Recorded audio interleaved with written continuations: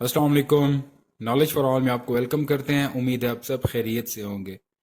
हमारा आज का टॉपिक खारजा पॉलिसी है। व्यूअर्स, किसी मुल्क की खारजा पॉलिसी से मुराद वो मखसूस हिकमत अमली है जिसकी रोशनी में वो दूसरे ममालिक के साथ अपने ताल्लुकात इस्तवार करता है। खारजा पॉलिसी की मदद से रियासतें दुनिया के बदलते हुए हालात से मुताबिकत पैदा करती हैं ताकि उनके कौमी मुफादात का तहफ़्फ़ुज़ किया जा सके। कहा जाता है कि खारजा पॉलिसी के बगैर किसी मुल्क की मिसाल एक ऐसे बहरी जहाज की सी है जिसकी मंजिल का तयन ना हो और वो तेज हवाओं के रहम करम पर हो। अकॉर्डिंग टू प्रोफेसर टेलर कि जब तक आज़ाद रियासतें मौजूद हैं खारजा पॉलिसी का तस्वर मौजूद रहेगा। इस सिलसिले में मुख्तलिफ माहिरीन ने जो तारीफ़ें बयान की हैं वो अपनी अपनी हैं। इस लिहाज से जोसेफ फ्रैंकल है, वो कहता है कि foreign policy consists of decisions and actions which involve to some appreciable extent relation between one state and another। यानी खारजा पॉलिसी इन फैसलों और कार्रवाइयों पर मुश्तमिल है जो काफ़ी हद तक एक रियासत के दूसरी रियासत के साथ ताल्लुकात से मुतल्लिक होते हैं। पेडलफोर्ड एंड लिंकन वो क्या कहते हैं कि उनके मुताबिक है कि खारजा पॉलिसी इस अमल का कलीदी अंसर है जिसकी मदद से एक रियासत अपने वसी तर मकासद और दिलचस्पियों को ठोस तर्ज हाय अमल का जामा पहनाती है। व्यूअर्स, रोडी के मुताबिक foreign policy involves the formulation and implementation of a group of principles which shape the behavior pattern of a state while negotiating with other states to protect or further its interest। यानी कि जो खारजा policy in असूलों की तश्कील और निफाज का नाम है जो कि अपने मफादात के तहफ़्फ़ुज़ के लिए दूसरी रियासतों के साथ गुफ्तो शनीद करने में एक रियासत के तर्ज अमल का तयन करती है। Determinants of foreign policy, खारजा policy मुतय्यन करने वाले अनासर। Number 1, size and resources, geographical location, culture and history, economic development, technology, political system, role of press, leadership, public opinion, alliances, and international pressure। Viewers, first one, size and resources, जिसामत और वसाइल। जिसामत से मुराद किसी मुल्क का रकबा है। देखने में आया है कि रियासत की जिसामत इसकी खारजा पॉलिसी पर असरअंदाज होती है। मिसाल के तौर पर आबादी के लिहाज से रशियन फेडरेशन दुनिया का सबसे बड़ा मुल्क है। मगरब की जानिब से इसकी सरहदें बहरिया ओकियानूस तक और मशरक की जानिब से बहरुल काहिल तक फैली हुई हैं। इसकी सरहदें बेशुमार ममालिक से मिलती हैं। इसके 65 लाख मुरब्बा मील के इलाके में वसी मैदान, जंगलात, पहाड़, दरिया और झीलें वाक़या हैं। मादनियात और ज़रिए अजनास के मामले में ये तकरीबन खुद कफील है। बेपनाह वसाइल की वजह से एक ताकतवर मुल्क है। रशियन फेडरेशन अपनी कौमी ताकत के बलबूते पर आलमी सतह पर एक आज़ाद हिकमत अमली पर अमल करता है। इसके मुकाबले में नेपाल रकबे के लिहाज से एक छोटा मुल्क है और चारों तरफ से दूसरे ममालिक से घिरा हुआ है। अपने जोग्राफियाई महल वकू की वजह से इसे चीन और भारत के साथ अच्छे ताल्लुकात रखने पड़ते हैं। इसी तरह खलीज फारिस की रियासतें मसलन कुवैत, यूएई और इराक गर्चे रकबे के लिहाज से छोटी हैं मगर मादनी तेल की वजह से वो दौलत से माला माल हैं। इस दौलत की वजह से इनको बैनुल अक़वामी बरादरी में कलीदी मकाम हासिल हो गया है। तमाम ममालिक खलीजी रियासतों के साथ खुशगवार ताल्लुकात रखने के ख्वाहिशमंद रहते हैं। फ्रेंड्स, सेकेंड वन, जोग्राफियाई महल वकू यानी कि जोग्राफिकल लोकेशन। किसी मुल्क का जोग्राफियाई महल वकू भी इसकी खारजा पॉलिसी का रुख मुतय्यन करने में अहम किरदार अदा करता है। जो ममालिक ताकतवर ममालिक के साथ वाक़या होते हैं आम तौर पर वो दूसरे ममालिक की तरह आज़ाद खारजा पॉलिसी अमल नहीं कर सकते। इसी तरह जो ममालिक चारों तरफ से दूसरे ममालिक से घिरे होते हैं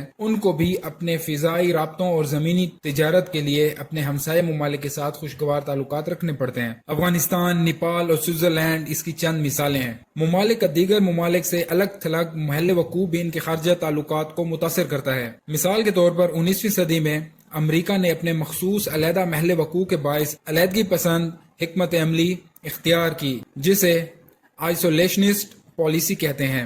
कल्चर एंड हिस्ट्री, सकाफत और तारीख। व्यूअर्स, रियासत की अवाम की मुश्तरका सकाफत कौमी ताकत में इजाफा करती है। मुश्तरका सकाफत रखने वाले अवाम अपनी यकजहती की वजह से एक मजबूत खारजा पॉलिसी इख्तियार करते हैं। پروفیسر روزناؤ کے مطابق ثقافتی عوامل کا اثر صرف معاشرتی اتحاد کے ساتھ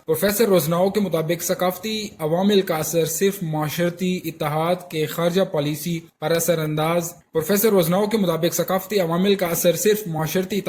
خارجہ پالیسی پر اثرات تک محدود نہیں ہوتا. وہ عوامل بھی اتنے ہی اہم ہیں جو کہ بیرونی دنیا کے حوالے سے سرگرمیاں اور منصوبے تشکیل دیتے ہیں. معاشی ترقی، اکنامک ڈیولپمنٹ. ویورز، ملک کی معاشی حالت اس کی خارجہ پالیسی پر اثر انداز ہوتی ہے. معاشی طور پر مستحکم ممالک کی مجموعی قومی پیداوار زیادہ ہوتی ہے. وہ اپنی فاضل آمدنی کا کچھ حصہ دوسرے ممالک کو معاشی اور فوجی امداد فراہم کرنے پر صرف کرتے ہیں. اس طرح ان کے بین الاقوامی اثر رسوخ میں اضافہ ہوتا ہے اور وہ اپنی خواہشات کے مطابق خارجہ پالیسی تشکیل دیتے ہیں. دیکھنے میں آیا ہے کہ صنعتی ممالک جن ممالک سے خام مال درآمد کرتے ان کے ساتھ ان کے خوشگوار تعلقات ہوتے ہیں.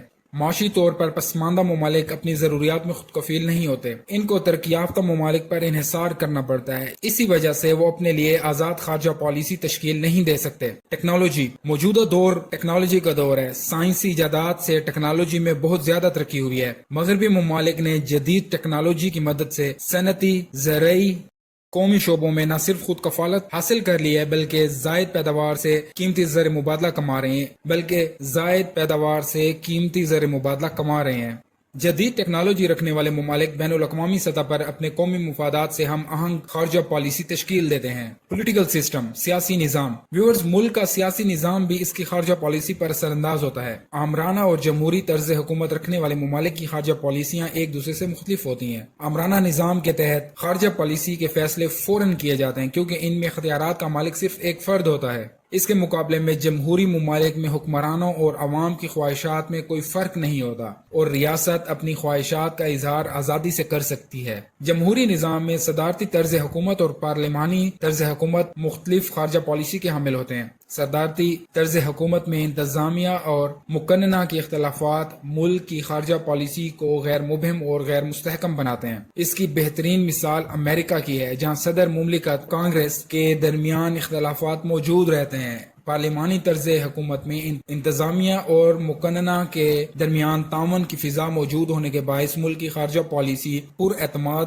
اور مستحکم ہوتی ہے. برطانیہ میں پارلیمانی طرز حکومت قائم ہے. رول آف پریس کا کردار. موجودہ دور میں ذرائع ابلاغ نے بہت ترقی کی ہے. ریڈیو، ٹیلی ویژن اور اخبارات نہ صرف رائے عامہ ہموار کرتے ہیں بلکہ عوام کی خواہشات کی ترجمانی بھی کرتے ہیں. پریس ملک کی خارجہ پالیسی پر اثر انداز ہوتا ہے. قومی اور بین الاقوامی سطح پر ہونے والی سیاسی، معاشی اور فوجی تبدیلیاں ہر روز ملک کی اخبارات میں شائع ہوتی رہتی ہیں. ان کے ذریعے عوام بین الاقوامی واقعات سے باخبر رہتے ہیں. جمہوری ممالک میں عوام سیاسی شعور رکھتے ہیں اور ملک کی خارجہ پالیسی پر اثر انداز ہوتے ہیں. لیڈرشپ، قیادت. بااثر قیادت ملک کی خارجہ پالیسی تشکیل دینے میں فیصلہ کن کردار ادا کرتی ہے. تاریخ گواہ ہے کہ ولولہ انگیز قیادت نے قوموں کو ناقابل تسخیر بنا دیا. جدید دور میں فرانس کا نیپولین بوناپارٹ، ترکی کا صدر کمال اتا ترک، جرمنی کا آمر ہٹلر، اٹلی کا آمر مسولینی، برطانیہ کا وزیر اعظم چرچل، مصر کا صدر ناصر اعلیٰ قیادت کی چند مثالیں ہیں. قابل اور جانبدار قیادت ملک کے لیے جاندار خارجہ پالیسی تشکیل دیتے ہیں.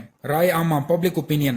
جمہوری ریاستوں میں رائے عامہ ملک کے خارجہ پالیسی پر اثر انداز ہوتی ہے. حکومت چونکہ عوامی نمائندوں پر مشتمل ہوتی ہے اس لیے وہ خارجہ پالیسی تشکیل دیتے وقت عوامی خواہشات کو مد نظر رکھتی ہے. اس کے برعکس آمرانہ ریاستوں میں رائے عامہ کو کوئی اہمیت حاصل نہیں ہوتی. ٹریٹیز، معاہدات. ہر ریاست اپنے قومی سلامتی کا تحفظ کرنے کے لیے دوست ممالک سے دفاعی اور معاشی معاہدات کرتی ہے. بعد ازاں دوسری ریاستوں کے ساتھ تعلقات قائم کرتے وقت سب کا معاہدوں کو بھی نظر میں رکھا جاتا ہے اور کوئی ایسا نیا معاہدہ نہیں کیا جاتا جو پہلے معاہدوں کی نفی کرتا. بین الاقوامی دباؤ، انٹرنیشنل پریشر. موجودہ دور میں کوئی بھی ریاست اپنے آپ کو عالمی برادری سے الگ تھلگ نہیں رکھ سکتی. سماجی، معاشی اور فوجی لحاظ سے اسے دیگر ممالک اور اقوام متحدہ کے اداروں کے ساتھ رابطہ رکھنا پڑتا ہے. اقوام متحدہ کے ادارے اور دوسری بین الاقوامی تنظیمیں غیر جانبدار ممالک کی تحریک جیسا کہ دوسری بین الاقوامی تنظیمیں عالمی سطح پر سیاسی مسائل کو حل کرنے کے لیے اپنا اثر و رسوخ استعمال کرتے ہیں. ان تنظیموں کی موجودگی میں ریاستوں کو ایک دوسرے کے خلاف جارحیت کرنے کی جرات نہیں ہوتی. تاہم اگر کبھی ایسا ہو بھی جائے تو عالمی برادری جارحیت کرنے والے ممالک پر سیاسی اور اخلاقی دباؤ ڈالتی ہے. دوستو، یہ تھا ہمارا آج کا ٹاپک. امید ہے آپ کو ہمارا آج کا ٹاپک پسند آیا ہوگا. انشاءاللہ تعالی ایک نیو ٹاپک کے ساتھ آپ کی خدمت میں دوبارہ حاضر ہوں گے. تب تک کے لیے اللہ حافظ.